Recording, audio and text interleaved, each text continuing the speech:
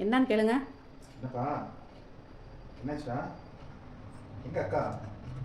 இந்த ரூம்குள்ளே இருக்கா. கதவை திறக்க கூப்பிடு, அக்காவை கூப்பிடுங்க. கதவை தட்டு. தர கதவு தர. கதவை தள்ளு. தள்ளு தள்ளு தள்ளு. தள்ளு, தலையை தள்ளு. அப்படித்தான் தள்ளிட்டு போங்க உள்ள.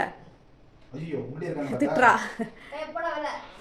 ஐயோ ஐயோ தங்க பிள்ளை வெளில தள்ளி கதவை சத்துட்டாளா? அவள் எழுதிட்டு இருக்கா தம்பி, அக்கா எழுதிட்டு இருக்கா, அதனால தான். வேகமாக தள்ளிட்டு குடு செய்ய மாட்டான். ரொம்ப நேரமாக உட்காந்துருக்கா பாப்பா தேவடி கற்றுக்கிட்டு.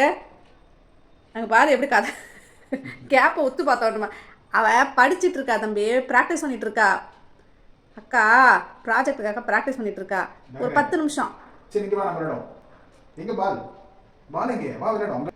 அவசியமே இல்லைன்னா அப்படியே வாசல்ல இருந்தாலும் கிடப்பேன்.